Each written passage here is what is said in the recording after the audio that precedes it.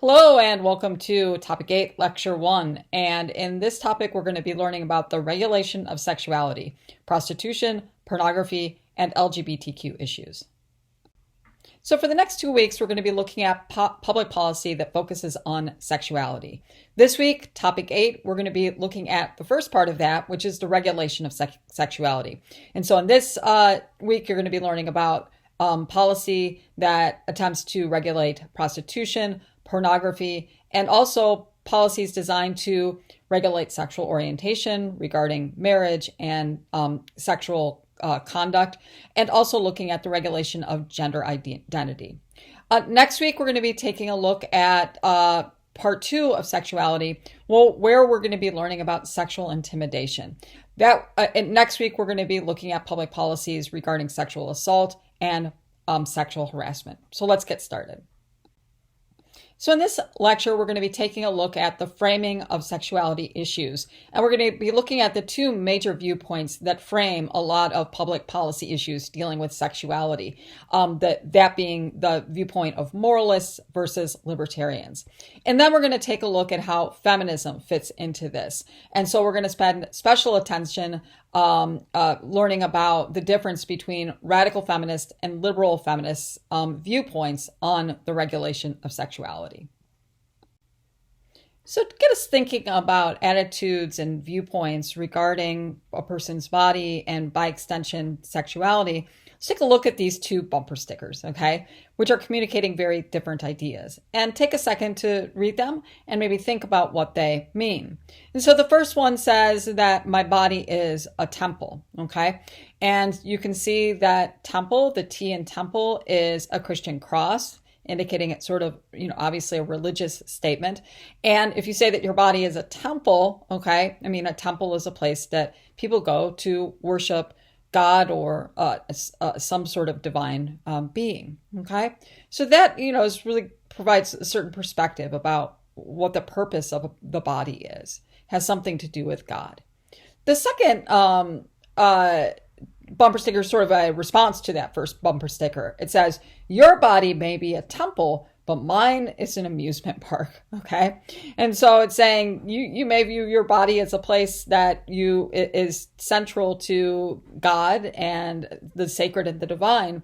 But for me, it's just a place to have fun. So says the second bumper sticker. So let's see how these two bumper stickers sort of play themselves out in terms of the major views that are used to frame issues of sexuality. So let's start with the view that's associated with the bumper sticker, my body is a temple. From this viewpoint, that the body is seen as a manifestation of the God, a manifestation of the divine. You say that my body is a temple. Temples are sacred spaces and a place that we go to, reflect on God and to worship God. So the body is seen as sacred, a reflection of the will of God. Perhaps the body is made in the image of God. That's a common viewpoint from a religious perspective. And in fact, that my body is a temple is actually derived from the Bible. Know ye not that you are the temple of God and that the Spirit of God dwelleth in you, okay? And so this viewpoint is really sort of seeing the body as not yours and something to have fun with, but that your body is something that should be reflected because it is a product of God. And knowing that the body should be used in this way, that what you do with your body, what you do with your sexuality, what you do with your body and sexuality should be in focusing on ways in which to honor God, right? That your use of your body and sexuality should be sort of sacred and very important, okay? And so that's one viewpoint. Another view on sexuality is the one that's embodied by the amusement park bumper sticker. From this perspective, it says that my body and by extension sexuality, it's a source of pleasure and it's fun and not necessarily just a place of worship, a place that should be dedicated to God. And that, as the bumper sticker says, that your body may be a temple, but mine's an amusement park, right?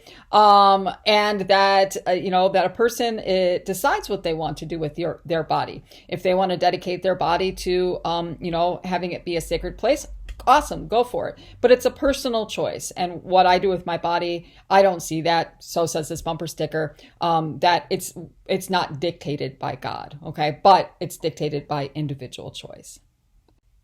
So these two bumper stickers reflect the two main viewpoints that are used to frame issues of sexuality in our society. The two main viewpoints are the moralist viewpoint, which would be the first bumper sticker, and the libertarian viewpoint, which comes closer to the second bumper sticker. So let's take a look at each of these viewpoints in more detail. So the moralist viewpoint is informed by the conservative religious views, the types of views that were on the first bumper sticker. They think that the body is a temple wherein the Spirit of God resides, and that sexuality should be expressed in relationship to its godly purpose. So if your body is a temple, then sexuality should be in service to the will of God or to the dictates of your religious tradition. And so from that perspective, public policy on sexuality should support this divine purpose. So for example, that when it comes to marriage, the Bible says Adam and Eve, not Adam and Steve, right? So the moralist is going to be opposed to same-sex marriage. Moralists are oftentimes opposed to seeing gender identity as fluid, right?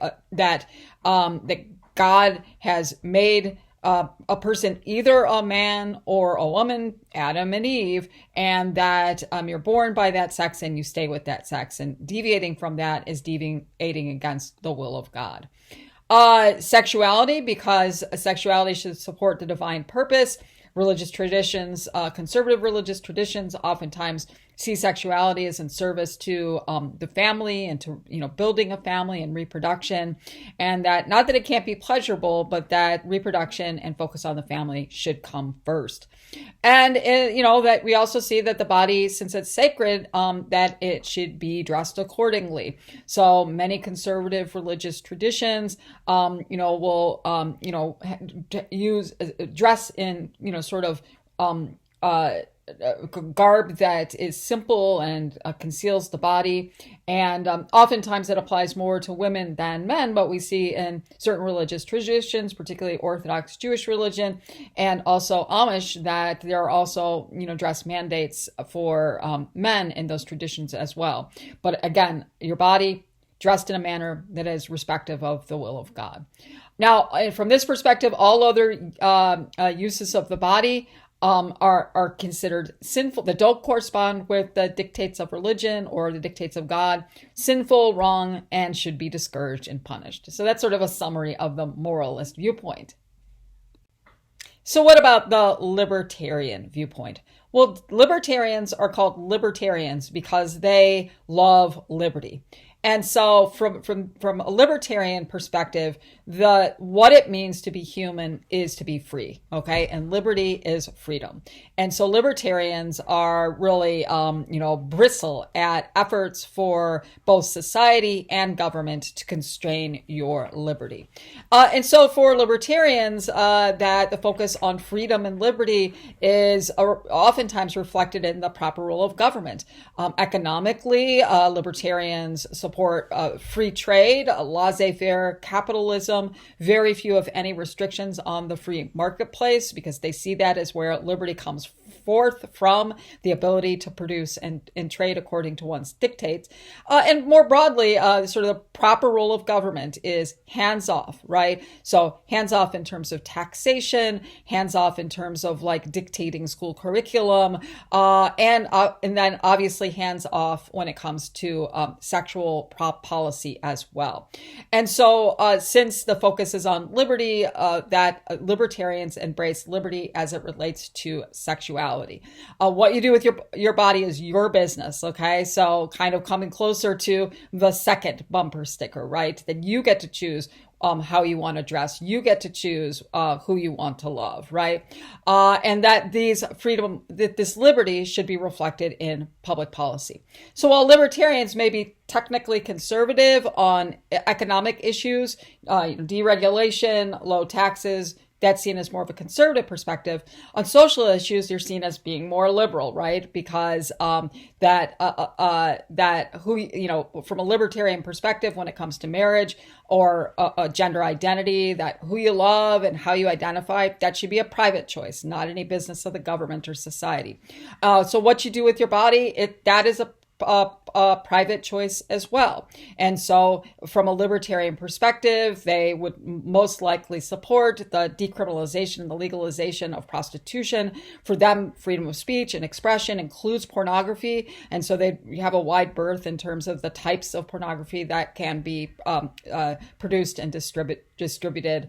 You want to marry more than one person, you want to love more than one person, go for it. You want gender affirming care, that's your business, and that's a private decision. So that's a summary of the libertarian perspective. So as you're learning about public policy as it relates to the regulation of sexuality, I want you to just take note that oftentimes the debate over public policy as it relates to sex and sexuality is rarely gendered, okay? Rather, it's usually framed along the axis of the moralists and the libertarians. So, you know, rarely do when policies are being considered regarding the regulation of prostitution or the regulation of contraceptives or the regulation of reproduction or marriage or access to gender identity care, that rarely do you hear public policymakers or how that issue is framed. It's rarely framed in terms of the impact that that's actually going to have on people. Like, what impact would, criminalizing prostitution, what impact does it have on women? What impact does it have on men? What impact does outlawing or criminalizing access to gender-affirming healthcare, what impact does that have on the LGBTQ community? Okay, that's rarely asked. How it's usually framed is a battle between the moralists and the libertarians. Okay, that's usually the driving force behind the public policy debates. Okay, but so we're going to see that since that's sort of the axis through which public policies, as it relates to the regulation of sexuality, that it revolves around this battle between the moralists and the libertarians. We're next going to take a look at how feminism aligns with or plays within this framework of moralists and libertarians. So where do feminists stand? Are they aligned with the moralists, the libertarians, neither viewpoints, both? Well, it really depends on the type of feminism that we're talking about and the context of the public policy debate. There are several main feminist viewpoints to take into consideration in the sexuality regulation debate.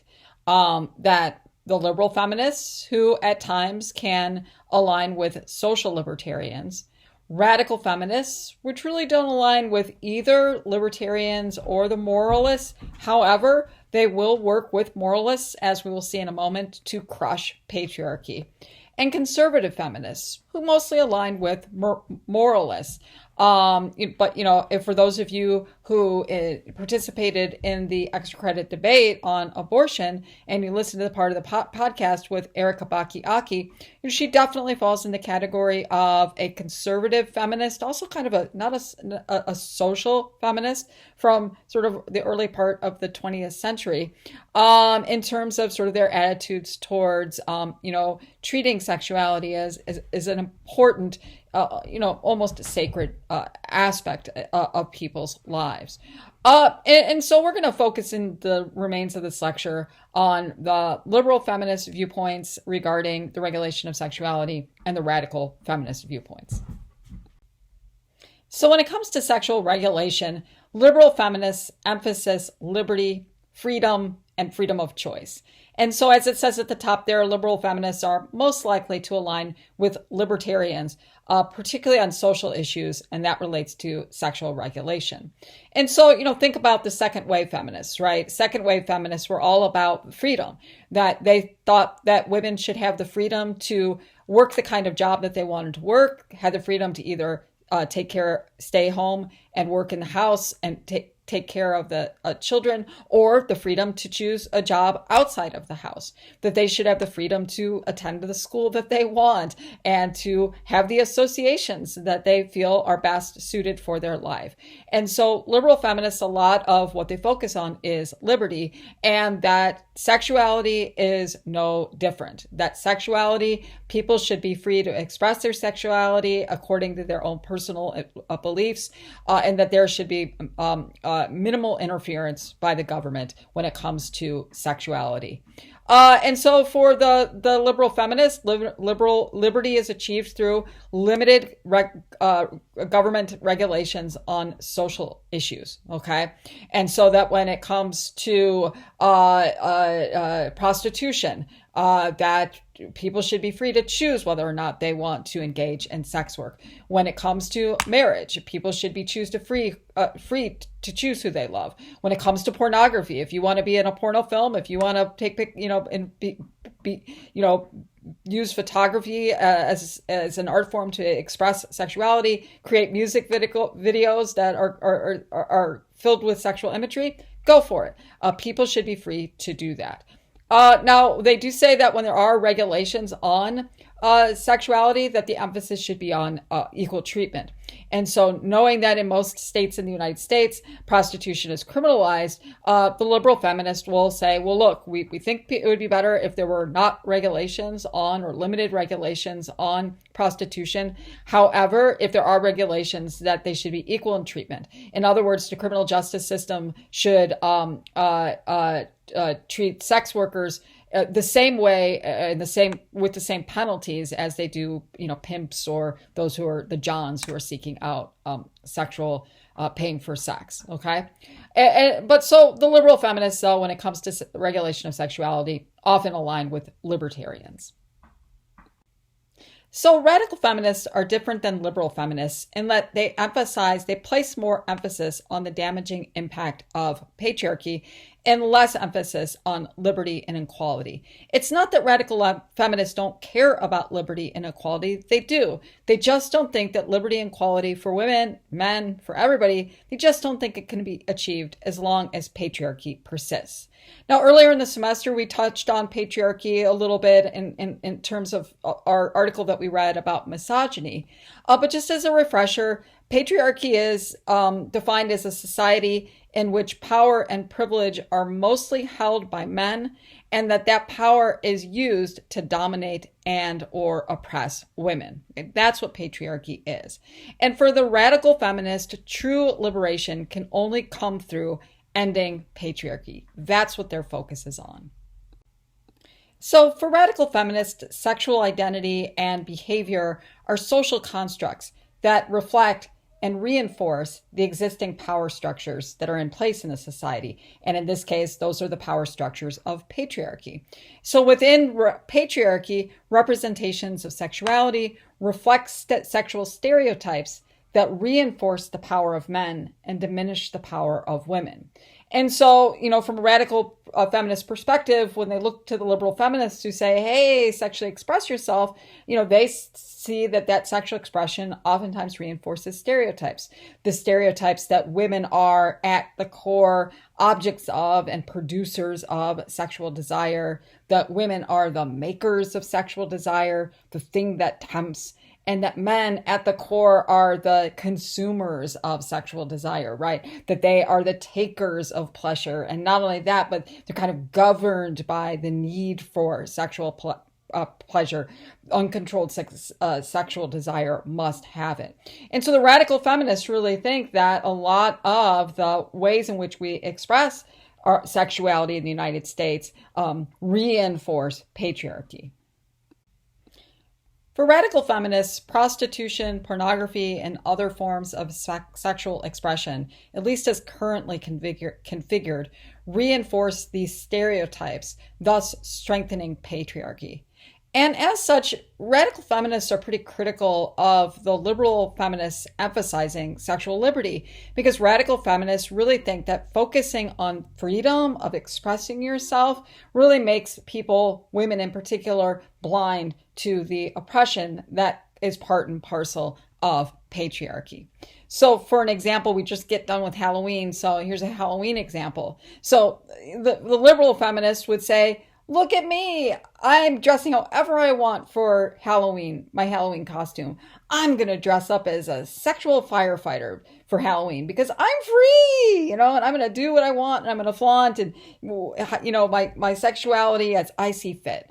The radical feminist would look at that and say, honey, no, you're not free. You're dressed in chains. You just can't see those chains, and the chains that you're dressed in are patriarchy, because from the radical feminist perspective, that the dressing as a sexy firefighter reinforces the stereotypes that women are always seen as these producers of sexual desire and subject and always open to the male gaze, which really irks, to use a word that my mom used to always use, the radical feminists, because they really feel like, how do you ever crush patriarchy when women are participating in the tools of patriarchy?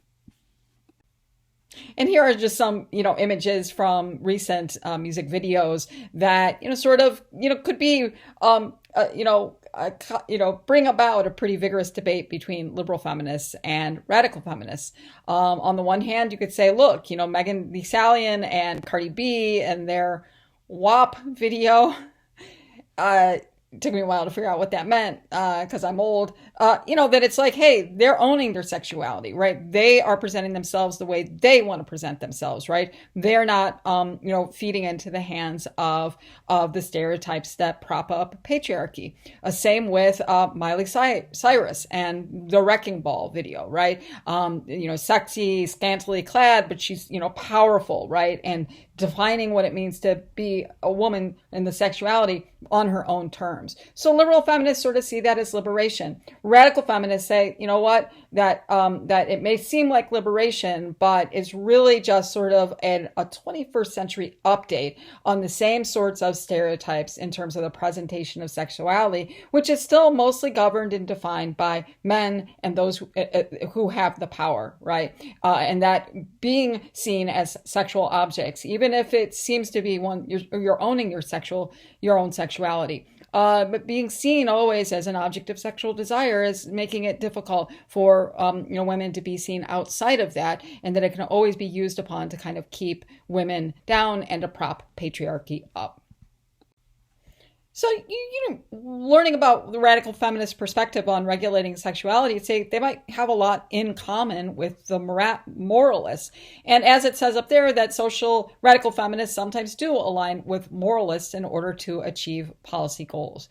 But just to be clear, that it's not that radical feminists are against sexual liberation, but for radical feminists, true sexual liberation is freeing oneself from the existing sexual norms, and that those existing sexual norms are a reflection of patriarchy, a reflection of male dominance. And so for the radical feminists, and that's why they call themselves a radical feminist, is they really want a radical reconfiguration of sexuality. And how do you best achieve that radical reconfiguration of sexuality? You end the current configuration, okay? And so and that's where we see the radical feminists sometimes, finding and aligning themselves with moralists, because for religious reasons and conservative, to sort of traditional values, right? Also are against pornography. They're also against prostitution, right? But they're not, against pornography and prostitution because they want to crush patriarchy. They kind of want to reinforce patriarchy. But you need to do whatever you need to do from a radical feminist perspective in order to really crush away or erode away at patriarchy. And so for the radical feminists, that they see regulating sexuality is really a regulation or a condemnation of, or an attack upon the patriarchal conceptualization of sexuality. And so if we end pornography, if we end, prostitution, then that weakens patriarchy and it opens a space for a radical reconfiguration of sexuality. And so, in conclusion, just keep in mind that public policy is about power, right? That the more power you have, the more likely you are to shape the debate and impact policy. And if you don't have power, you're not going to be able to change policy and impact the debate as successfully. And so to that end, feminists, liberal feminists and radical feminists also oftentimes get pulled into the moralist and libertarian debate. And, you basically see sometimes really strange bedfellows resulting where you have in some, you'll read in the textbook that radical feminists who are really against porn, and one of which is Andrea Dworkin, in her efforts, she really saw porn as being, very harmful to women because it reinforces stereotypes about women. And so, in order to kind of, crack down on porn, she gets in bed with, or the radical anti-porn feminists, get in bed with some pretty conservative folks aligned with Phyllis Schlafly, Focus on the Family, Jesse Helms, right? Because combined, then the radical feminists can achieve their policy goals. Likewise, liberal feminists are more pro-porn, right? That they're sort of like, it's a marketplace of ideas, and men can, if men can produce porn, women can produce porn, and the more porn that's out there, the more you sort of control what the images are, what the narrative is, right? And so liberals can be sort of, not wanting to regulate porn, but getting more porn out there, and women-centered porn, porn that is defined by what women and others figure is sexy, not just like the male gaze. And so, liberal porn, pro-porn feminists, they've gotten in bed over the years with the ACLU, nothing wrong with the ACLU, but the founder of Hustler, right? Larry Flint. And so Larry Flint, had a Supreme Court case regarding, issues regarding pornography, and pro-porn liberal feminists were on board with that because they felt that it achieves their policy goal of basically keeping government outside of the regulation of sexuality. All right, that's it for me. Thanks for listening, and I will talk to you again soon.